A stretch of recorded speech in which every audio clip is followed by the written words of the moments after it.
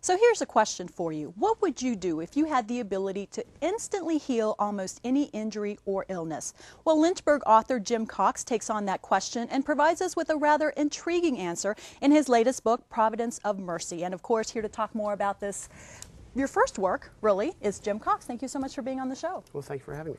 So I guess let's start with a little bit of background information. How did you get into the writing? This is something I basically always wanted to do. In high school, the teachers always told me that there was a certain aptitude for writing and that I should consider pursuing that. I did take journalism classes in college, and I did actually start out in journalism. I've been a print journalist for quite some time. Sounds interesting. I had a similar path as well, so it's interesting how you kind of go in different directions when it comes to writing.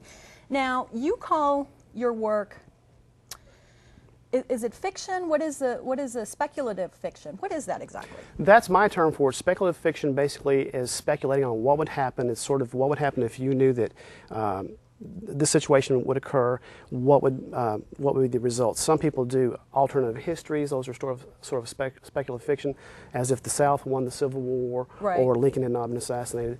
It's just a fiction that looks at what would happen in the world if this particular scenario took place. And is this something you're hoping to sort of continue with additional books down the road in this particular genre, or is this just for this time out? Most of what I write is set in the world that we know, but there's always something a little bit skewed. It's always a little bit off of the world we know. So I'd say most things I have are going to be tracked down a little bit of a different path. Okay. Well, we're seeing the cover of the current book that you have out now, Jeremiah Townsend being the main storyline here. Tell us a little bit about the gist without giving away. Jeremiah Townsend is basically the everyman. He's a fairly average person. He's an intelligent man. He generally wants to do the right thing, but he's placed in situations sometimes where he can't do the right thing. Even if he does what seems to be the right thing, it turns out to have a bad result. Early on, the pivotal turning point in the book is when he is called in by the police to save a dying criminal. They need information from this person. He's a kidnapper. They want to find out where he may have put the person he kidnapped. He saves the person escapes and goes on to commit murder. So his choices very often get him into trouble, and he makes some mistakes along the way. He tries to do the right thing, but he is a flawed character, and he makes some serious mistakes along the way. So is this a book that, say, someone who's interested in like the healing arts might enjoy, or is it more of something for, you know, folks who like maybe crime dramas and things like that, or a little bit of both? I mean, because there's a little bit of that healing sort of natural arts kind of thing. I would say a little bit of both, but this is more of a supernatural type of thing. Okay. There's a reason he has this power that he doesn't understand right away why he has it, and always wishes he didn't. But it's really something that he just has a gift, and he always uses the word gift in quotes because it turns out to be sort of a curse.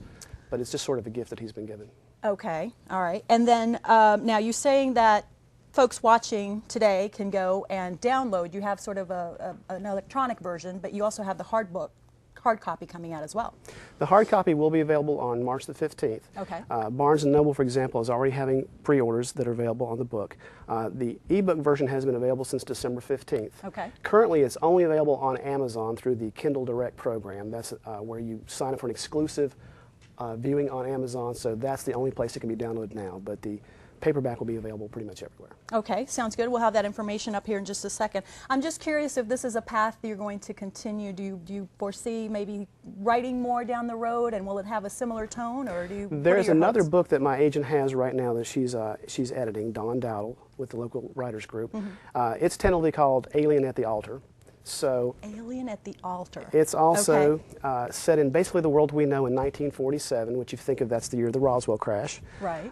So that's obviously that's got a little bit of a speculative what would happen if this situation happened. Right. And people have asked me about a sequel to this book, and at this point I don't know. The story's not over, but we'll see what happens with it down the road. All right, and the book is Providence of Mercy by J. Butler Cox. It is available for ebook download at Amazon.com. Thank you so much for joining us.